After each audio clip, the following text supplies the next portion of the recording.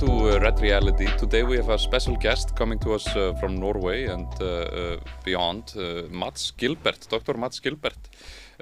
Mats is a award-winning Norwegian medical doctor specialized in anesthesiology and emergency medicine at the Arctic University of Norway and senior consultant at the Clinic of Emergency Medicine at the University Hospital of North Norway in Tromsø, where he's living.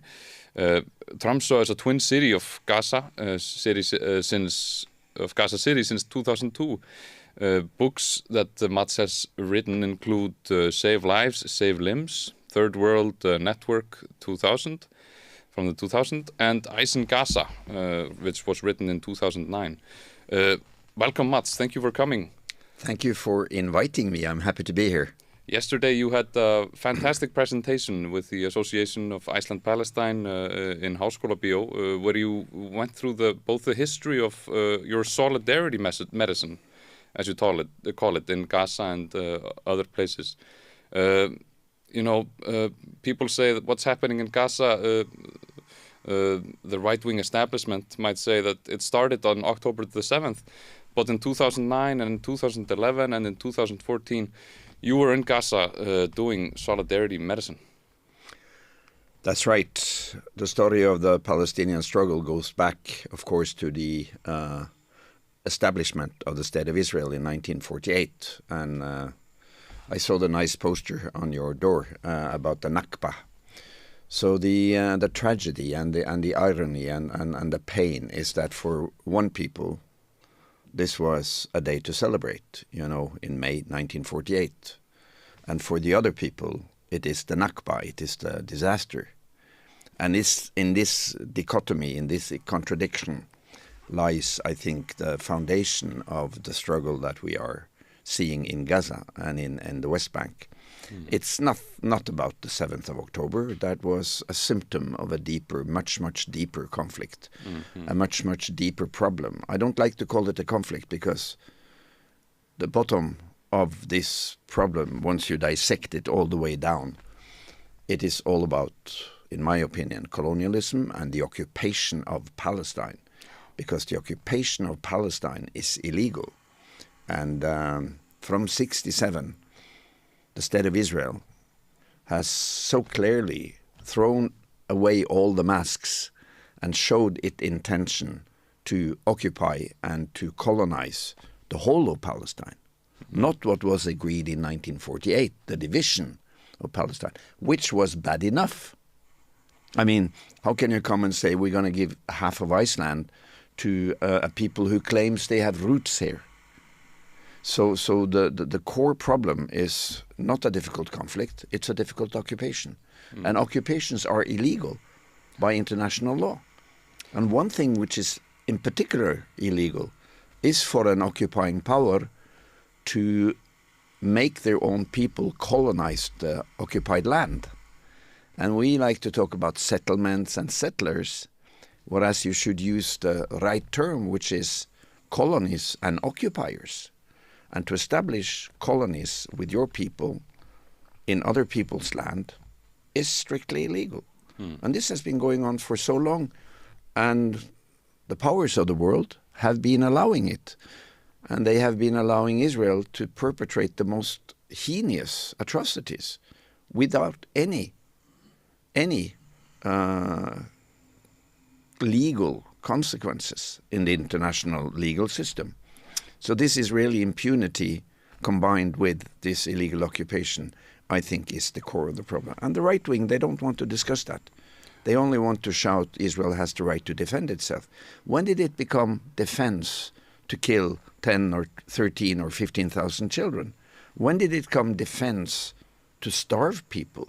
When did it become defense of your country to bomb universities? So this is a whole different story. And they try to fool us. Yeah. One thing you went through yesterday was that the systematic destruction of healthcare in Palestine by the Israelis. Like, this is something seem to be doing intentionally.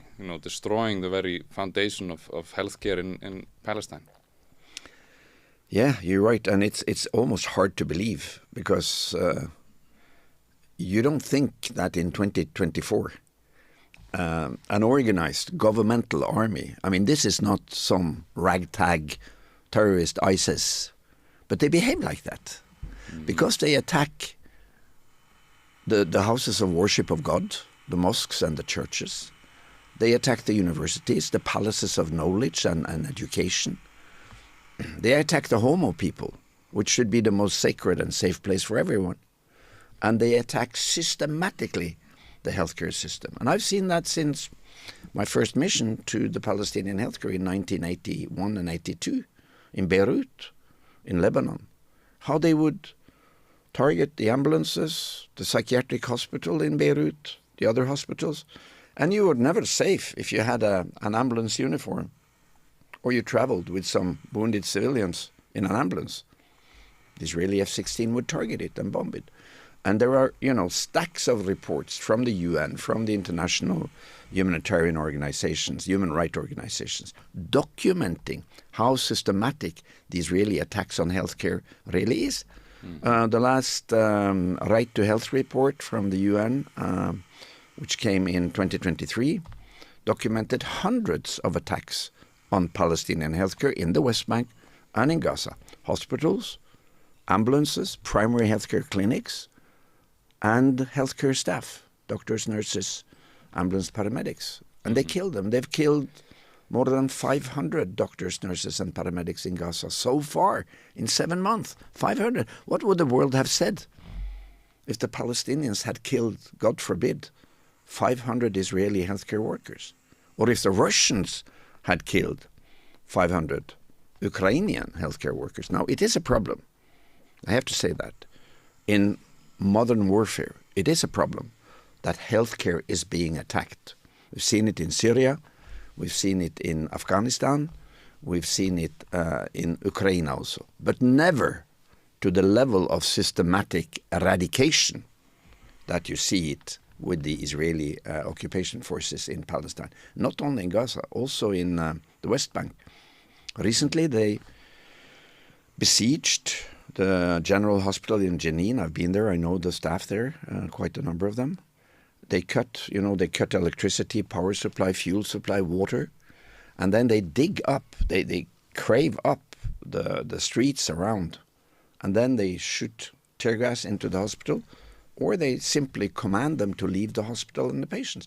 And we've seen that systematically in Gaza, not only with Shifa, Mustashfa al-Quds, the Jerusalem hospital in Gaza City, the second largest one, which is run by the Palestinian Red Crescent Society, the Red Cross, with El Auda Hospital, with the Kamal Abdoan Hospital, with the Baptist Hospital that was bombed and they killed around 600 people.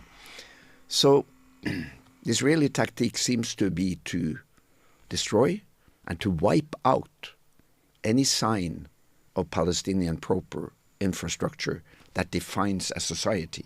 And what defines us as human beings is, of course, the way that we organize society to care for the less strong people.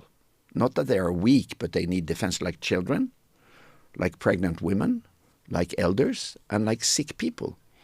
They are strong, but they need to have some special precautions to help them through vulnerable parts of the life cycle. In Gaza, they're all being attacked, and their provision of healthcare is being destroyed. You spoke about even the coping mechanisms or ways for Palestinian children to work through their intense trauma that's being dished out now by the Israeli occupation forces, the very underpinnings of their capacity to deal with the trauma, which is the family. That too is being destroyed. Yeah, you're right. And this is common knowledge. We know a lot about how we can manage trauma. If we have a car accident, or your brother suddenly contracts a cancer, the healthcare cannot save him, he dies within 2 years at the age of 35, or if you have a suicide, life is brutal. Life is brutal. In Northern Norway, we say that life is a sexually transmitted, 100% fatal condition. Yeah. So we're all going to die. And we're all going to lose. But as a species, as a flock, we have capacities to survive trauma. And the most important capacity we have is not to be alone. It is to be together with the people who care for us and that we care for. So psychosocial support is incredibly important when we are in crisis. And as I said yesterday, the most important thing for a human being in crisis is another human being. It's not a psychologist or a psychiatrist or a hospital necessarily. We manage loss. We manage crisis by talking about it, by sharing feelings, showing our feelings, compassion, and not to be left alone. Because when we feel that we are together with others, we feel less threatened. We feel that we can find the strength that we all have and not drown in the cold water of loneliness and hopelessness. So the flock, I love the Icelandic word, the flock. The family is so important for us. And for the Palestinian people, the family, the extended family, is extremely important. It's really a cocoon of care and of support. So Palestinian kids, they have, number one, they have many siblings because the fertility rate is very high. So maybe they have on average 4 or 5 siblings. And then they have the extended family, which may be counting hundreds of people, which will step up and take care once someone is killed, like the soon 40,000 killed in Gaza. Mm-hmm. At least. At least. We don't know the exact number. I fear it's closer to 70,000 than to 35,000. Mm-hmm. And in that situation, and don't forget, this is not a new situation. It's been under occupation since 48. It's been under siege for the last 16 years, the people of Gaza. 16 years of complete siege of the Strip. Nobody is allowed to leave without special permission. It's being surveilled by the drones night and day, and it's being repetitiously bombed. During the last 16, 17 years, it's been 6 massive attacks on Gaza. 2006, 9, 12, 14, 2021, and now. And in this situation, of course, there has been developing a sense of mastering, a coping mechanism within the Palestinian society, which relies on, and we know this from research, academic research, relies on the psychosocial support from the family for the children. It's the faith, Islam. It is the greater cause that binds them together, young or old, left or right, Muslim or Christian or agonist, atheist. Mm-hmm. And that greater cause is Palestine. Yeah. That is to get a free Palestine, to get their land back. Mm-hmm. And then we know that the significant other is important for the child. It could be a kindergarten teacher, it could be a teacher in class, it could be a good neighbor, it could be somebody significant. Friends for the young people, the adolescent young people, they are very dependent on their friends. So with these factors, the trauma can be handled more easily. And you can have something that we call post-traumatic growth, meaning that the trauma can actually make you stronger, make you develop, make you find new meaning in life and new capacities. And there is a lot of academic studies done in Gaza by Palestinian psychologists, psychiatrists, with the support and alliance with Finnish, with Norwegian, with other specialists, academic specialists, professors and researchers, showing that, no, it's not only dark, it's not only despair and tragedy, but it's also mastering, coping, resilience, or as the Palestinian call it in Arabic, sumud. And sumud means steadfastness. It means to not give up, not to yield. And sumud is a virtue in the Palestinian culture. Yeah, we would say probably siglan in Icelandic, which means the same. You talked about yesterday as well the Great March of Return in 2018 to show the resilience of the Palestinian people. All Palestinian political organizations and help groups and all the major organizations supported this weekly march towards the walls of the occupation forces, the fence. and they were determined to peacefully protest and demand their rights, but they were shot at by the occupation. Yeah, and in many ways, the Great March of Return was the last attempt from the civilian society and the political society in Gaza to tell the world, we do not want to be kept in this ghetto. Many people call Gaza the greatest open-air prison on earth. I don't like that expression, because in a prison, society puts criminal people who have done something against the law. And the 2.2 million people in Gaza didn't do anything, apart from being Palestinians born in Gaza. So prison is not a very good term. I think ghetto is a better term. But they are incarcerated, and they've been that. They have been that now for 16, 17 years. And the Great March of Return was a broad-based united front. All political parties, all labor unions, all societies, and the Palestinian societies are very rich in organized societies. They have the farmers' organization, the fishermen' organization, the bakers' organization, and so on and so forth. They all joined into this Great March of Return. I was there. Mm-hmm. And those Fridays were fantastic. It was like a huge popular cultural festival all along the fence to the east, to Israel, the occupiers. There would be pop-up, food trucks. There would be music.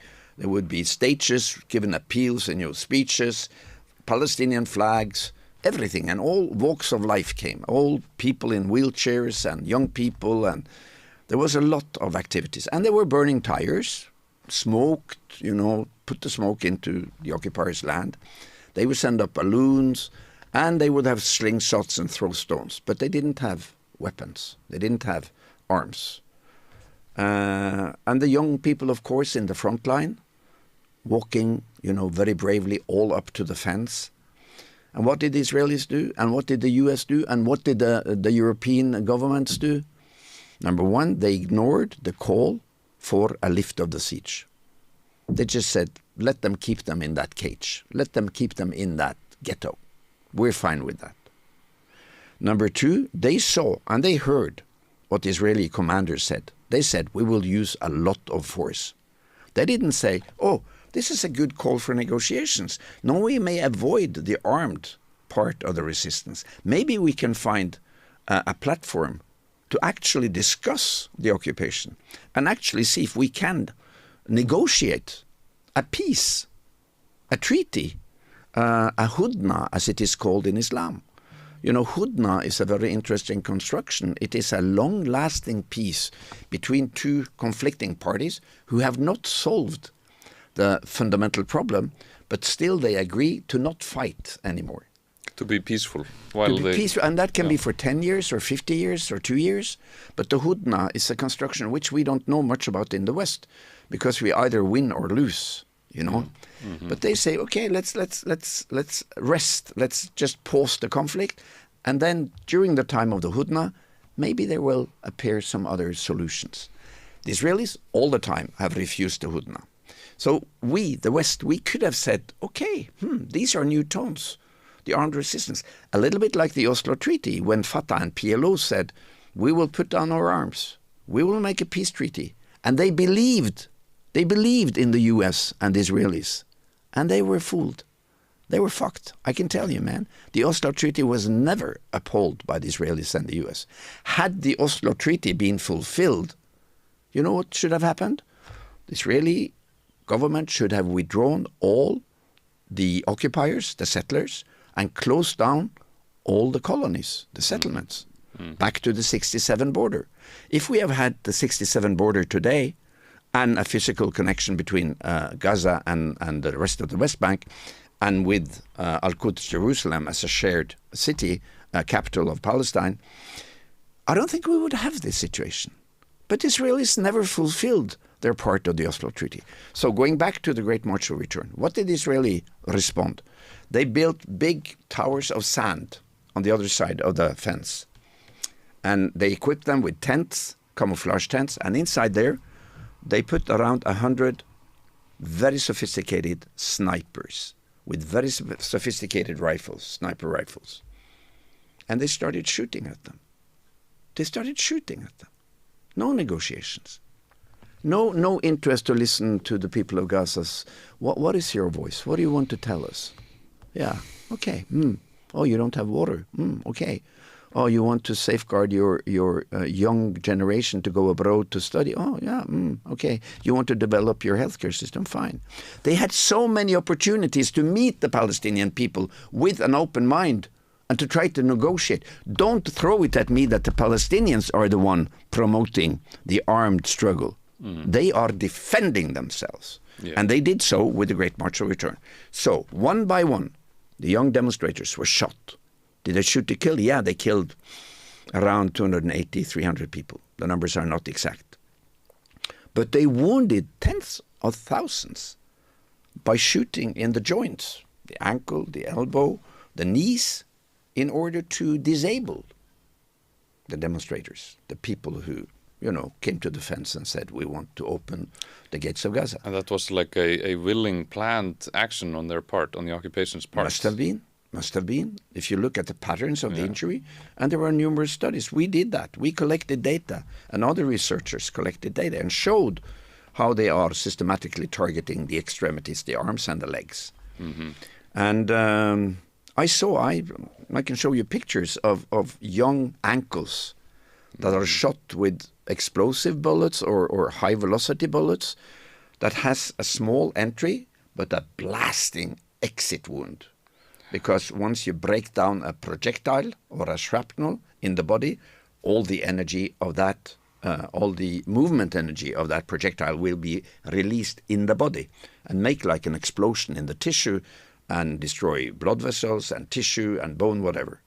So these injuries to the joints are very complicated, and they often lead to amputations.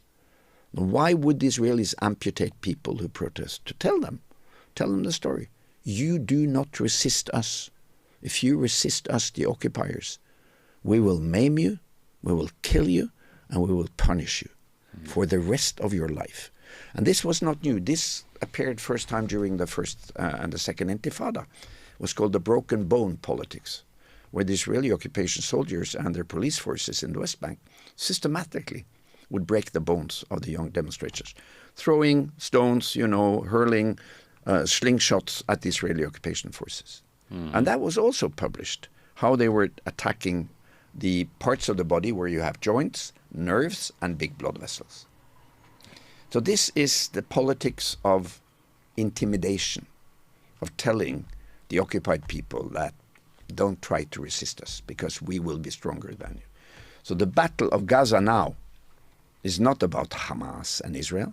Hamas.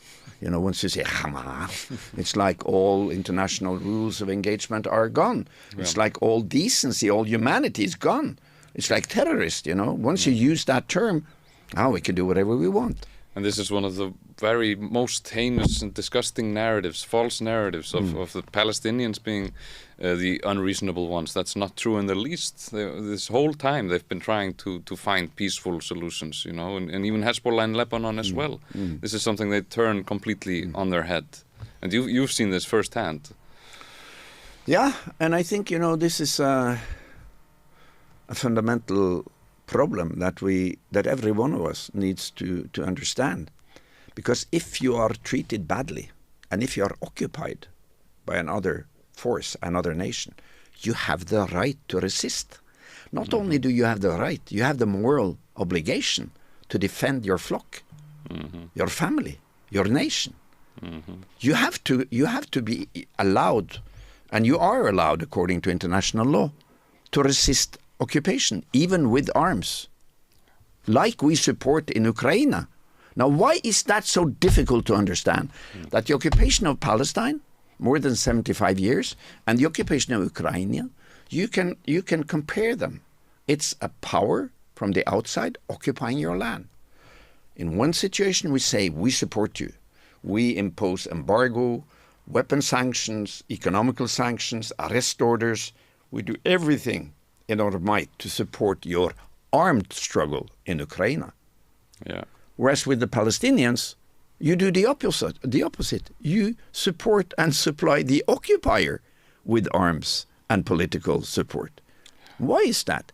Is it because the people of Ukraine are blonde and white and light-haired, and the people of Palestine are dark-skinned and dark-eyed and Arabs? Is it partially because of racism? Is it part of the colonial mindset that we can do what we want with the people of the global south, like Europe did with the people of Congo, the people of Mozambique, the people of South Africa, the people of Asia, of India, of Pakistan, with the British colonizers, with the people of South America, and what we all did to the Native Americans, the indigenous people of North America, the horrible slaughter of the Indian people and their livelihood, the bison flocks.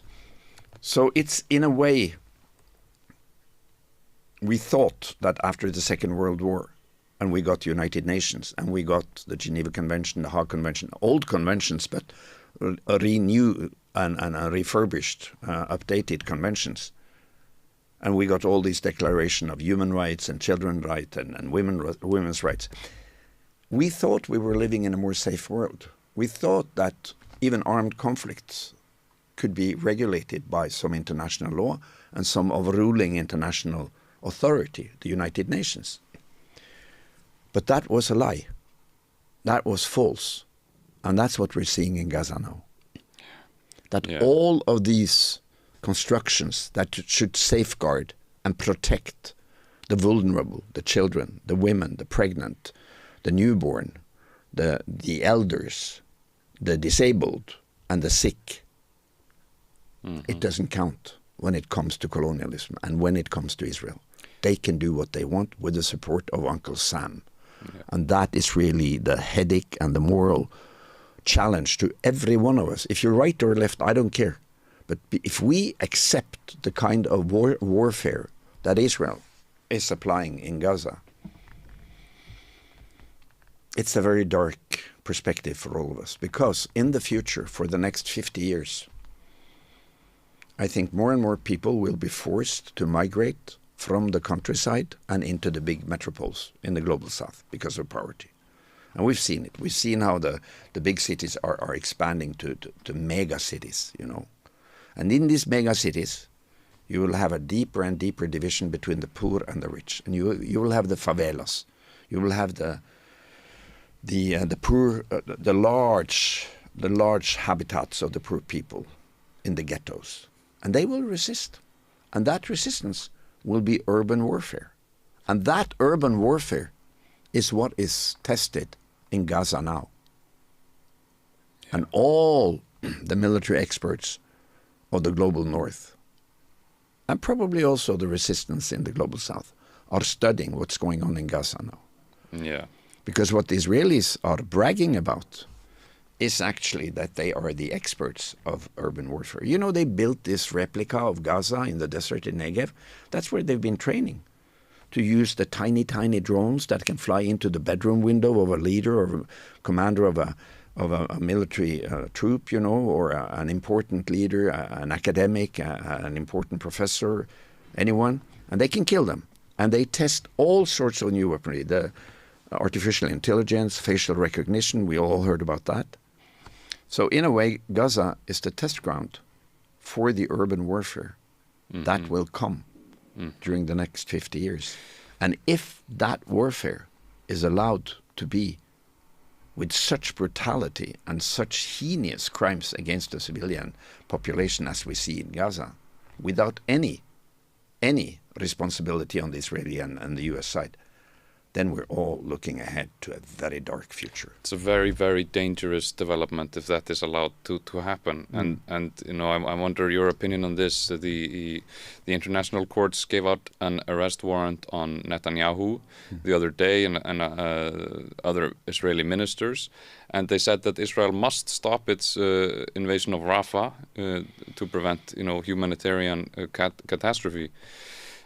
Biden, the U.S. president's response to this arrest warrant was that the arrest warrant was outrageous, and the whole U.S. Congress is all in agreement that this arrest warrant is outrageous.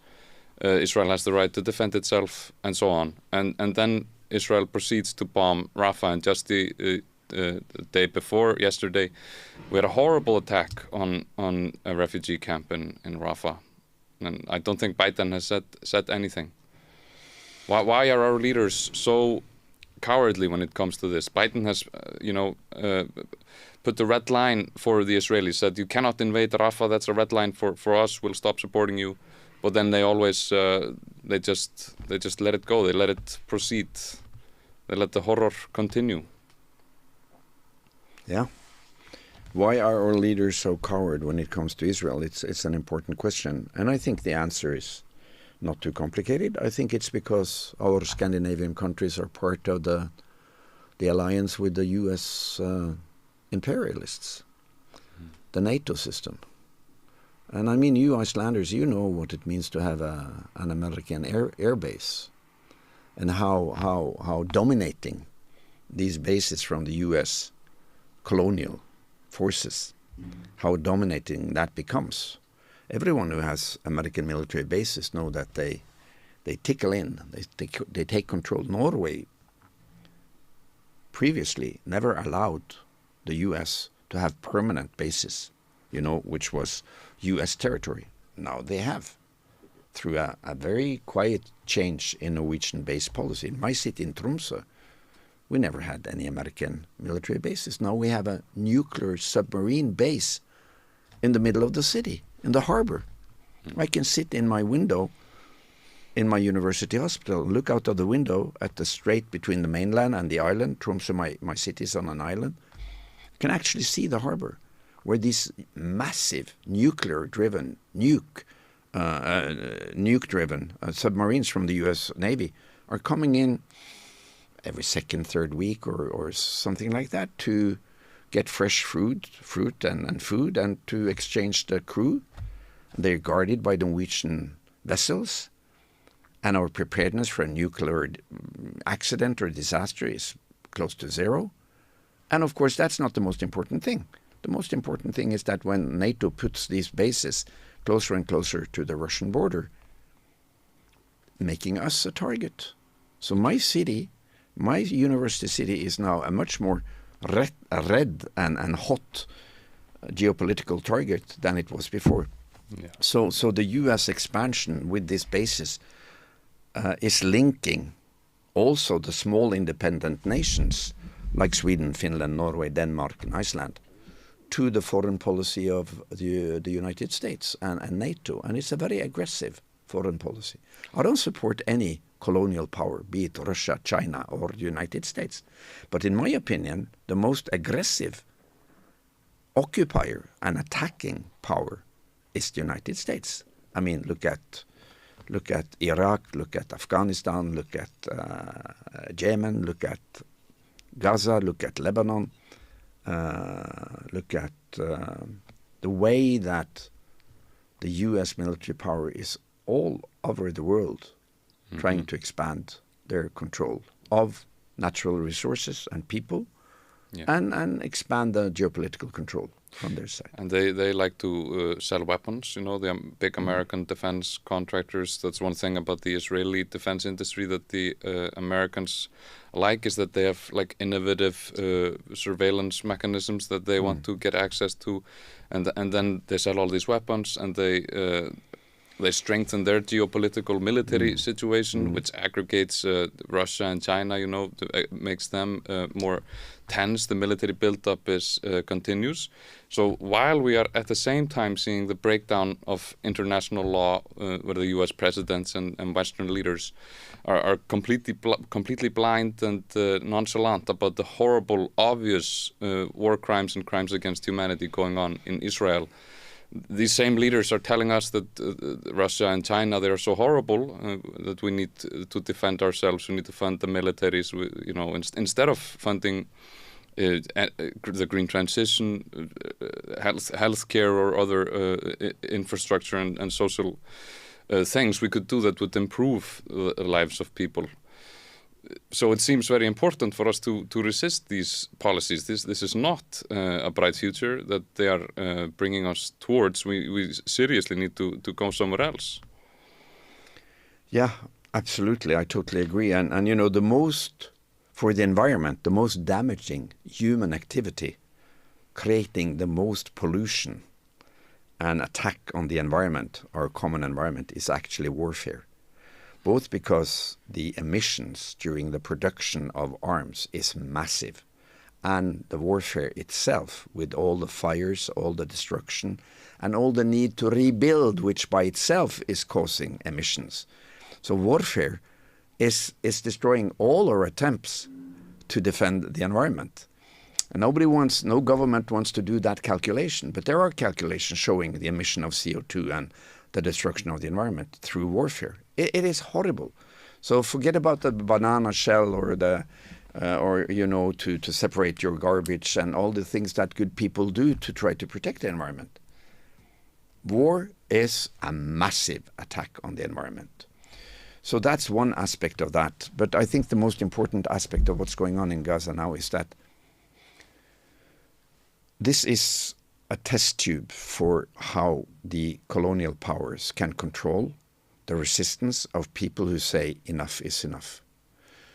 100 years ago, you needed maybe 2 months to get the news from Congo to Europe, to European capitals. Mm-hmm. And for the people to see that, oh, we're colonizing these ones, we're getting gold and minerals and slaves and everything 200 years ago. And it's good for us. But they never saw the human consequences as fresh news. Now, we're seeing it the moment it's happening. We see the fire in the tents in Rafah. We hear the screams like you saw yesterday. These videos came to me yesterday morning, where they killed, according to the Minister of Health, 180 people, and many of them burnt to death alive. And the majority of these people were women and children who were forced to live in those tents because the Israeli occupation forces had chased them out of their habitat and bombed their homes and told them to go to Rafah. Mm-hmm. And we see it immediately. And those impressions and those sounds of those screams and those brave men pulling the charred bodies of maybe their own children and wives and grandmothers out of the fire, we see it immediately. It's for breakfast. It's when we have the coffee. It's not a month later when the dispatcher comes with a roll of film and says, let's develop this. So we know in the brink of the action what is happening. And that puts a much larger responsibility on us to behave as humans, to react as humans, and say, regardless of who these people are, I don't want this world. And I want to stand up to say, this world is not the world I want. And then you have to take some action. It's all very well what you feel about it. Right wing, left wing, whatever, politically active or not. You can have a lot of bad feelings. You go to work and say, oh, I saw these images from Gaza again. It's horrible what's going on. It's all very well what you feel about it. My question is, what are you going to do about it? What are you going to do about it? Because this is a common responsibility for all of us now. Because if Israel prevails with the support of the US, this is extremely dangerous news for the world. Because the world still is not fair and just. We still have the deep divide between the global south, poverty, and the global north. We still have the deep divide between the colonized and the colonizers, not only Palestine and Israel. And we still have the deep divide between the access to wealth, with an increasing gap between the super rich and the super poor. And people of today will not sit idle and watch Elon Musk and all the other billionaire capitalists grab the money, put it in their own pockets, and exploit good people, workers, local people in the global south producing the material, the minerals they need to produce their batteries, whatnot. They will resist like the Houthis. They will resist like the Palestinians. They will resist like the indigenous people in South America. We don't hear much about it because the power don't want us to hear about the resistance. But there is a lot of resistance all over the world.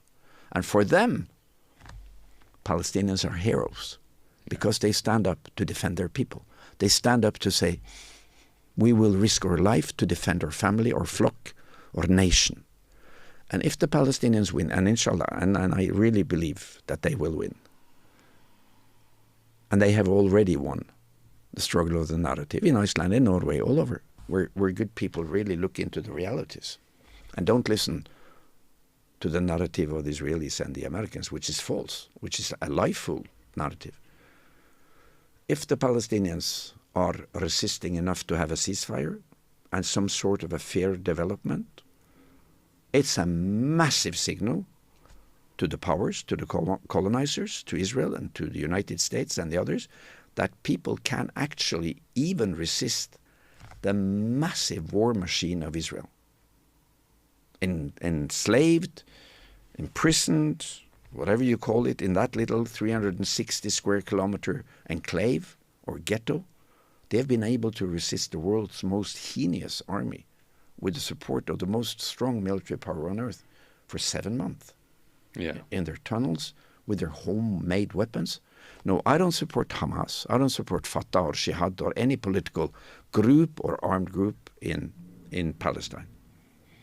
Like the Norwegian Solidarity Movement, we support the Palestinian people and their right to their own land. We support the Palestinian people in their right to fight, to defend their people, and to get an end to the occupation, also with arms. I totally support the Palestinian armed struggle, like I support the Ukrainian armed struggle, like I would have supported the Norwegian armed struggle during the occupation from Germany, 40-45. Always within the regulations and the rules of the Roma Statute, the Geneva Convention, and the Hague Convention. Within the limitations, you have to behave. Mm-hmm. Proportionality, distinction, and precaution, the 3 fundamental principles of the Geneva Convention. Proportionality, use the same amount of power as your opponent. Precaution, do not bomb any civilian target, hospitals, schools, habitats, apartment blocks, the homes of people. And precaution and distinction. Make a clear distinction between military and civilian targets. And if a target could be a mixed military-civilian target, like maybe a few fighters are hiding in a mosque and there are 600 civilians in that mosque. You're not allowed to bomb that mosque just to get rid of those few fighters because the civilian protection takes priority over the military gain. So these rules are very clear. But within those limits, I support the armed struggle. And if the Palestinians are winning in the sense that they don't surrender to this hugely much more strong military power than themselves, this is a signal to the United States, to Pentagon. It's a signal to Moscow. It's a signal to Peking that, the organized, broad-based popular resistance and the armed struggle can still fight down the colonial powers and the imperial powers who wants to grab more land, kill more people, get more, raw material and have more profits in the global scene. That's the core of the conflict. And even the people of the world who see this going on, they won't accept it. You will have uprisings all around the world because this, like you said, is being broadcast daily to us through the social media, which creates an opportunity for maybe humanity, to respond to this. But it also has the danger in it that people become apathetic, they close it down, they don't want to hear about it, or they start buying these false narratives. Like you say, according to international law, the Palestinians have a right to an armed struggle against their occupier. And Yemen, the Houthis in Yemen, so-called Houthis, Ansar Allah, they have been in great military solidarity with the Palestinians in Gaza, especially by blockading the Red Sea, blockading Israeli shipments through the Red Sea. And this is a significant military development as well, where you have these, one of the poorest countries in the world that's just emerging from a foreign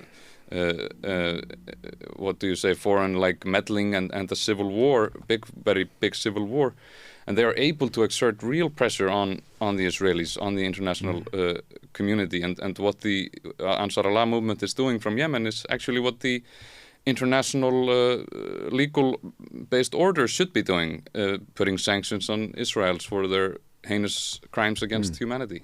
I totally agree, and you could say that what the Houthis are doing is a more militant way of applying the BDS concept, boycott, divestment and sanctions.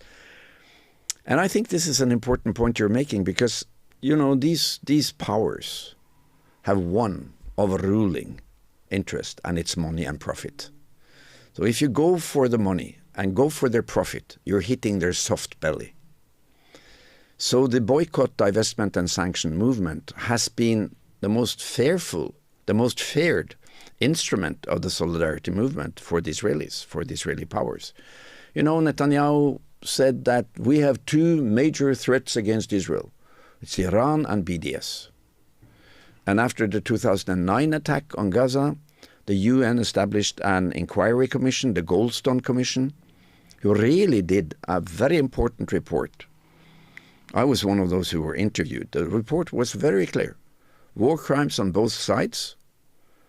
Actually, the Palestinians, they asked, they apologized for their breaches. Few breaches, but breaches of indiscriminate firing at civilian targets. The Israelis wouldn't accept their apologies. But the massive war crimes was, of course, on the Israeli side. What did Israelis do? They refused to allow the commission to go where they wanted to go. And at a certain point, Netanyahu said, we have two threats, Iran and the Goldstone Commission. And what did they do? They shut it down. When it was released, it was an unanimous majority vote. Then they went after Judge Goldstone, a prominent South African international judge, extremely experienced. The report, I just reread it the other day, was extremely detailed and scientific. They put pressure on him himself. They started to chase him, started to meddle with his family in South Africa, started to use agents to undermine his safety. And he withdrew his support for his own report. So the Israeli occupation power is extremely clever at deceit, at lying, and at gathering, you know, all the means of communication into a power of lifeful conquering of the narrative, the storytelling, and they even have they have their own official structure. It's called the Hashbara, which is actually a propaganda department within the State of Israel, and that propaganda department is attacking anyone who might be, you know, willing to support the Palestinian side or criticize Israel. And they're working with trolling factories around the clock because the control with the narrative is so important. And that's what we see, you know, with Icelandic Norwegian media, that the prevailing narrative is the US-Israeli narrative. We have to seek knowledge and evidence when we discuss these politics. And I will urge all your listeners to, for example, look up the report coming from the US OCHA, the Office for Coordination of Humanitarian Affairs, which is an important United Nations organization. 3 times a week, they issue the flash update on humanitarian affairs in occupied Palestine. Has all the details, all the numbers. This is from, I'm not sure quite when that was. And they have, for example, the chapter of protection. And they state here that there are 1.7 million internally displaced Palestinians. Source, UNRWA. There are 17,000 children in Gaza now who are unaccompanied or separated from their families. 17,000 orphanated children. Source, UNICEF. At least 262 aid workers are killed in Gaza. And this was long before the World Kitchen white activists were killed. Nobody heard about the kill. Yeah, nobody heard about the killing of relief and aid workers. 193 of them were UN staff. Source, UNRWA. 493 healthcare workers killed. Doctors, nurses, paramedics, Palestinian. Source, Minister of Health in Gaza. How many doctors, paramedics have the Palestinian resistance killed of Israeli origin? How many hospitals have the Palestinians attacked in Israel? 0. How many journalists had the Palestinians killed? 0. Actually, the Palestinians are following, to the extent they can, international law, not Israel. So these reports, you can subscribe to them, OCHA, O-C-H-A, .opt, which means Occupied Palestinian Territory. You can subscribe and you get it in your inbox 3 times a week. And you can be the source of knowledge and insight to the reality yourself. So take control of the sources that you use and don't only trust the mainstream media, because there is a whole bunch of systematic lying going on. The lying about who is the good and who is the bad guy. The lying about, from Hollywood, anybody with a keffiyeh, with a Palestinian scarf, it's a bad person. In my opinion, that is a signal, that is a symbol of resistance. It's a good person. And all this narrative about who to trust and who to not trust through the media and the spin doctors and the spin machinery and the trolling factories. We have this here in Iceland as well, the conservatives, always casting doubt on the numbers from the health ministry and downplaying what's going on, and the protesters are supporting terrorism, which is of course so disgustingly ironic when they say nothing about the horrendous constant terrorism of the Israeli state and the occupation forces. But like you mentioned yesterday on the meeting, those numbers, those statistics are hard to comprehend. With these atrocities are we can't really put ourselves in those places. We don't know what it's like. It's horrible beyond our imagination.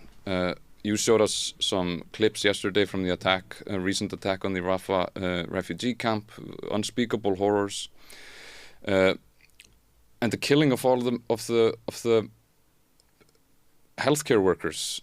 It's such an unspeakable thing. And you knew these people. You've been working with these people for a long time, doing solidarity medicine. And now you see them being killed. We see the occupation forces seemingly, willingly killing these people, torturing them before they're being killed. Yeah, it's genius, as you say. It's horrible. It's beyond belief. And you start to think, why is none of our government speaking up against the attacks on healthcare?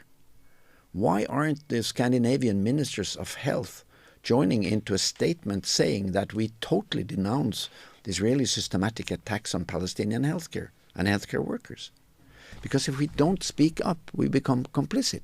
Because silence is complicity. And Desmond Tutu, the famous archbishop from South Africa, one of the, the giants of the anti-apartheid struggle, he said that if you, in a situation of injustice, choose to be neutral, you are on the side of the powers exercising that injustice. In simple words, if you try to stay neutral, you end on the wrong side. So here you have to make up your own mind, every one of you listening to us now. What will be my role in history? Did I turn my back to it because I said it was too complicated? Did I believe the false narrative? Did I do any intellectual hard work to find out what is the truth? Or did you just close the news and zap over to some movie or some series or some reality show?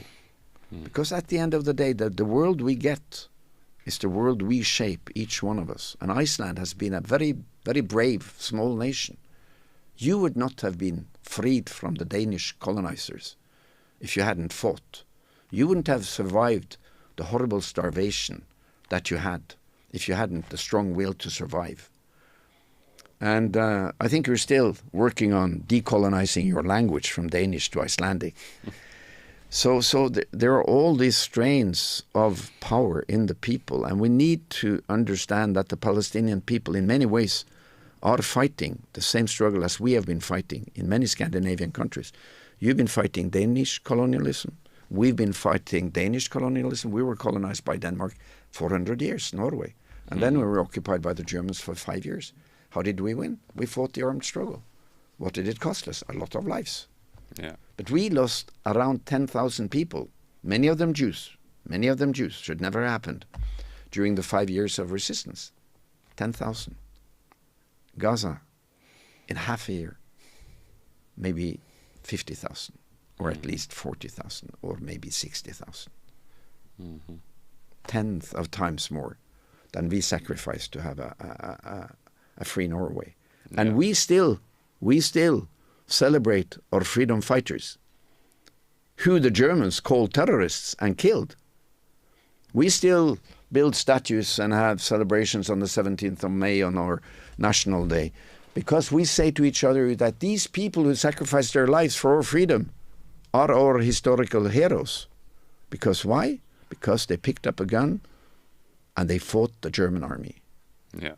Like so many other brave people in the popular resistance around in Europe did against the Nazis. Because at a point there is no other choice. You can't just allow the occupier to completely strip away your society, to completely dominate it, to remove its capacity to resist.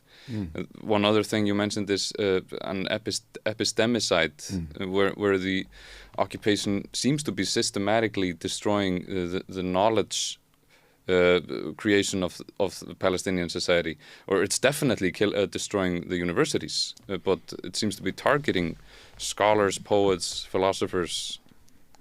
Exactly, and I think this term of eradicating the knowledge of a people is very important, because it's part of the colonial strategy to say, after maybe 20 or 30 years, oh, there was nobody here. Like they said in 48 when they were terrorizing the Palestinian people in the like Deir Yassin and the other terror attacks on Palestinian villages, which spread like horror rumors. And the Palestinian people closed the door and ran away because they wouldn't get killed by these invading Zionist forces, the Stern group and the Irgun group and this one. And then the Israeli occupation forces said, oh, there's nobody here. There's nobody here. We can take it. They left. We can take it. And the epistemicide, it's a new term quite recently coined by a researcher. It is about eradicating the knowledge of a people. It is about taking away their institutions and wipe out any sign of an indigenous knowledge culture. And this word might be new, but it's not a new practice. No, exactly. It's a new word, but it's not a new practice. And there are lots of academics like myself who are keenly studying how to decolonize the storytelling, how to decolonize the relief industry, how to decolonize the understanding of how medicine is used. And the epistemicide is part of this new understanding that the colonizers are not only grabbing the land, enslaving the people, killing the people, and taking the natural resources, they're also systematically wiping out the history and the knowledge of that people. And that indigenous knowledge, I think, could have saved us from the environmental disaster, because the indigenous people have been much more clever than the industrialized people to live in peace with nature. You know, you don't have to read Walden, to understand how the balance between the people, our flock, and nature must be in order to harvest nature in a sustainable way. So eradicating the knowledge of the indigenous people, be it the Aboriginal people in Australia or the Native American Indians or all the colonized people in Africa and South America, it is all about the historical lie that there was nobody here. We could take it. And that's the same lie as happened in 1948 when they really scared and killed in order to chase away the indigenous people, the Palestinians, and say, oh, there's nobody here. And then to wipe out and bulldoze, as you see, they've been bulldozing the whole of northern Gaza. Yeah. Bombing hospitals, bombing archives, bombing museums, bombing archaeological sites and schools. And for education, one of the last reports from UN OCHA, 625,000 Palestinian students in Gaza now are without any access to education. And these people, the Palestinian people is that people who are extremely thirsty for knowledge, extremely good at educating their young ones. Tell you one little illustration to that. I've been teaching in Gaza for many years. I'm a professor, so I teach at one of the two big universities, actually at both the Al-Azhar University in Gaza City and the Islamic University. Big, beautiful universities, both destroyed and bombed now. And these universities, they are attracting the most resourceful and talented young Palestinians.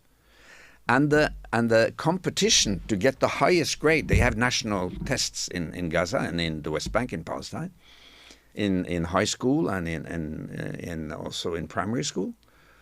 And it's the family's pride to have students who achieve the highest marks. It's 100. If you have a 98 kid, you know, you're really proud.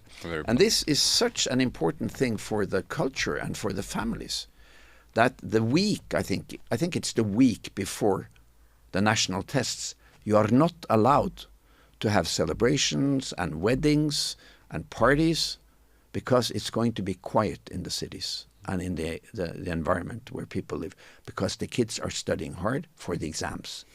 Isn't that a beautiful thing? It really is. And they achieve high marks. And I've been teaching these medical students. I mean, they're super excellent. And I've been teaching medical students in Norway for the better part of 50 years. And they're clever, but they've never reached that resilience and that hard work that these Palestinian students, like I told you about my Sarah yesterday, who was killed and executed so brutally. Yeah. So this knowledge base of the Palestinian, and they know their history. Like many Arab people, they're very educated, very cultivated actually. Their hospitality is beyond belief. They know history. They know music. They know literature. Many of my students in Gaza, they write literature, poetry. They play oud, they play instruments, very broad-based. And this culture and this knowledge of the occupied people is a danger to the occupiers. And in my understanding of what is going on in Gaza, it is not merely a military struggle between the Palestinian resistance and the occupiers.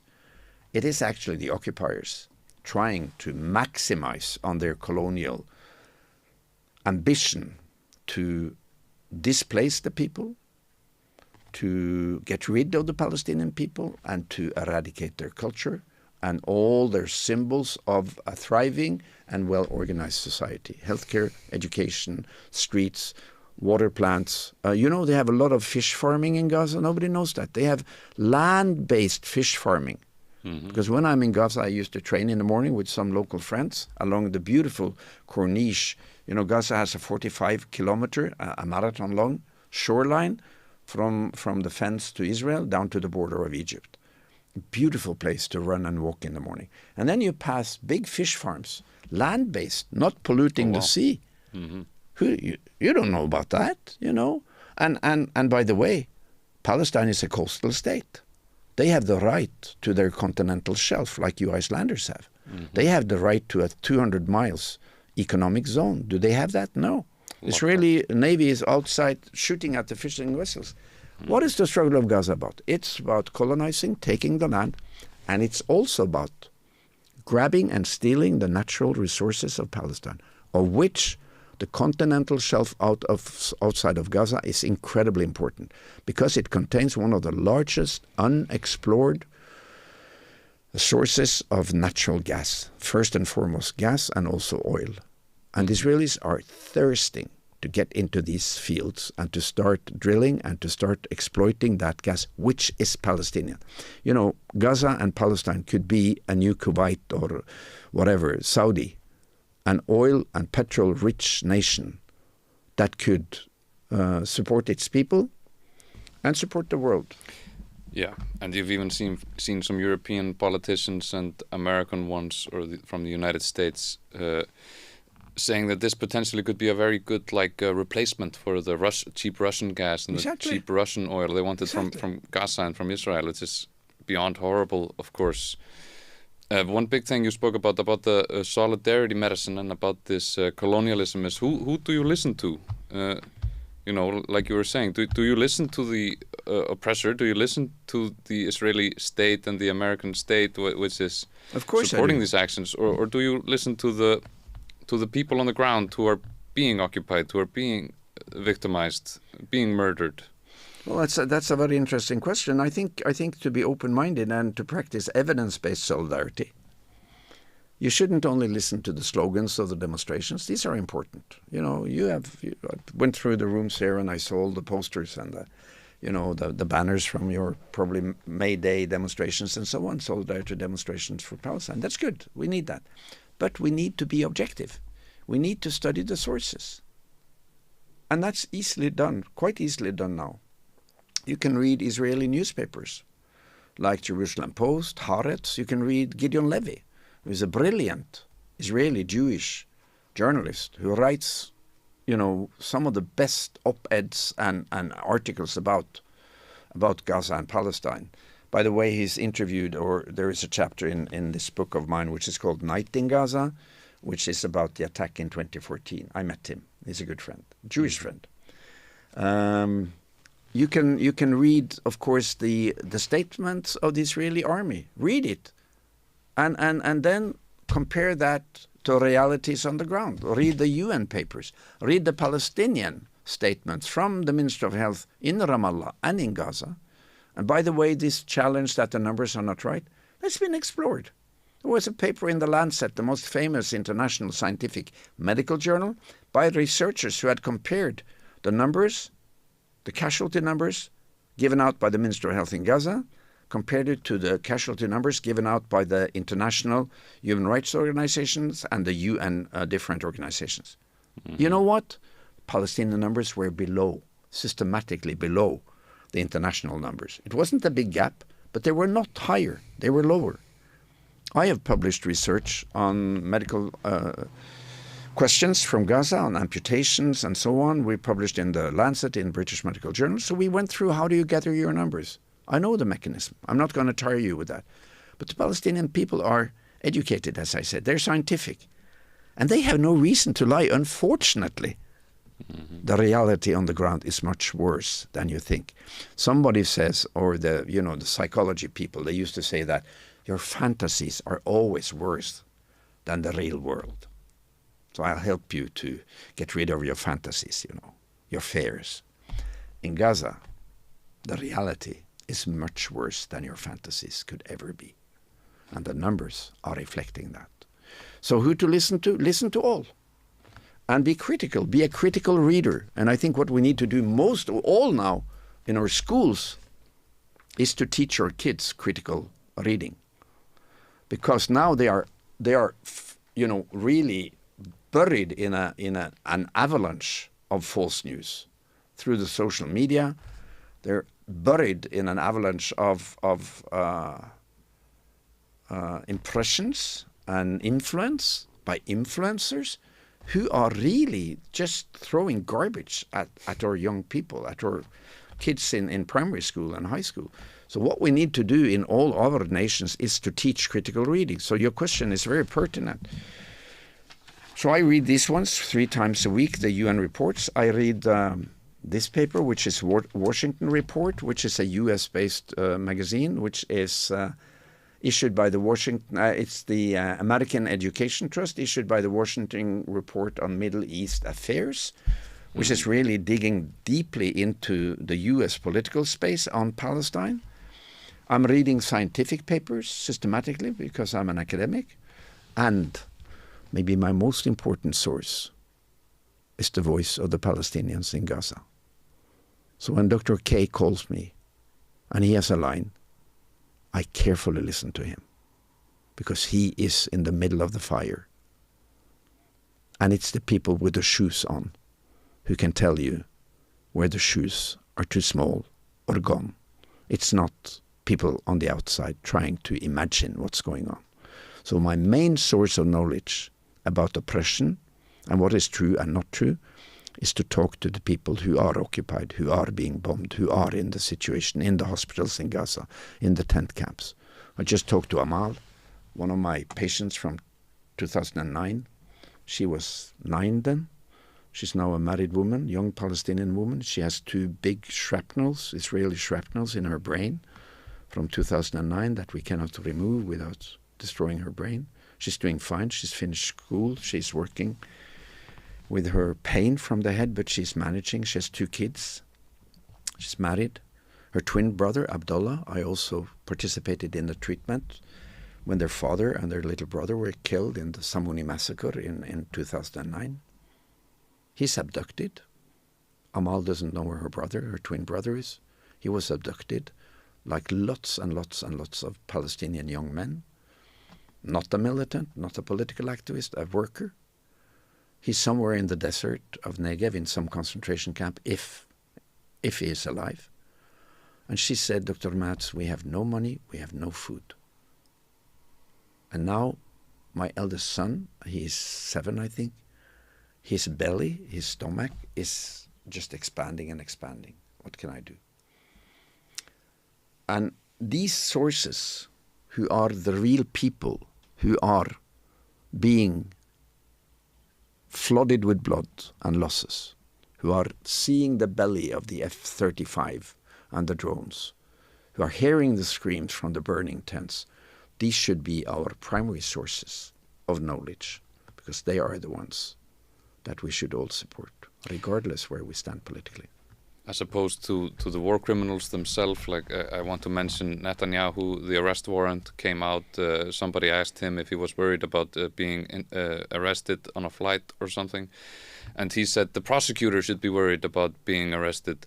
So we see the Israeli regime, and we see also the United States government, and even the European Commission being very, very reluctant to say anything about this. They're being totally, complicit in what's going on.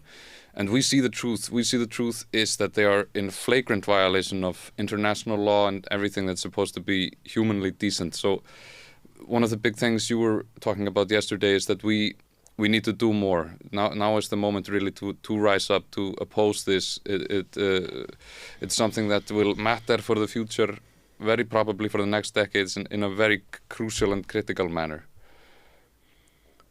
We all need to ask ourselves every morning now, what can I do, and can I do more in defense of humanity, in defense of basic human values like equality, like the right of civilians to be protected in warfare, like the right of the civilian structures in a society to be shielded, protected, and kept holy. Houses of worship, churches and mosques, temples, houses of knowledge, the temples of research and knowledge, the universities and the schools, houses and palaces of compassion and care, the hospitals, the primary healthcare clinics. If we want these civilian institutions, which are really symbols of the fact that humanity has developed, you don't die from cancer if you don't have to, because we have developed. You don't die if you're a child and you have diarrhea, because we can treat it in Landhospitalet, or there comes an ambulance and we can treat it. If we want to defend these basic human values for our families and our next generation, we need to stand up now, every morning, and say, what can I do for Palestine? Mm-hmm. This is a critical moment. What you do now is what you would have done during Holocaust if you lived then. And what you don't do now is what you wouldn't have done during Holocaust. And the big, big, big failure and guilt of Europe with regards to Holocaust was that Europe turned their back to the Jews. And the United States turned their back to the Jews. And they were the villains. They were the sort of the bad guys in that time. Mm-hmm. They were the ones who could be accused of anything and treated like anything. If you talk about the Warsaw Ghetto, or you talk about Anne Frank, whoever. Because good people turned their back to the Jews. Let's not repeat that. Never again shall we turn our back to people who are exposed to genocide, to unfair oppression, occupation and killing, starvation and thirst. We need to feel deeply What would we have wanted someone outside our house, our family, our village, our city to do if we were bombed, if we were without water and food, if we had our hospitals bombed? Because at the end of the day, it is the human solidarity and coherence in this world that is going to save us. And we, every one of us, normal, ordinary people, we are a massive force. Once we unite, once we organize, and we can oppose the powers. We can oppose those who occupy and kill. And that's our obligation. That's our duty. That's the story you're going to tell your grandkids. Grandma, Grandpa, what did you do the spring of 2024 when the Palestinians were slaughtered in Gaza and you knew about it?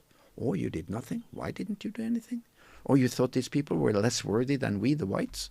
Oh, you went to demonstrations? Fine. Oh, you organized in your labor union? Oh, you organized your neighborhood? Oh, you told your grocery store manager that you didn't want the sweet potatoes from Israel, cultivated on occupied Palestinian land. Oh, you did action. Because I don't care what you feel about it. I care what you're going to do about it. And actions speak louder than any word. We need action. Hear, hear. Dr. Mats Gilbert, thank you very much for coming, for those strong words, for your work. I know a lot of people already have a lot of gratitude to you, both for your work and your sharing of what's going on there, the Palestinians especially. Tomorrow you will be speaking in Hof at Akureyri. I encourage people highly to go and see. Thank you so much for coming to us, to speak with us. We need action now, solidarity in action. Let's hit the streets. Let's do what we can. Continue boycotting. It really has an impact. And push your Icelandic government to do more. And the Icelandic government could go together with the Norwegian government and the Irish government, who are small nations who have opposed colonialism, and say to Israel and to the United States, stop the bombing of civilians, stop the attack on hospitals, behave. Comply with international law. And these small government voices can cohere into a deluge of resistance against colonialism. And that's what we need now. So takk fyrir, Koluna Gaza, we are all Gaza. We're all Gaza, takk. Thank you so much.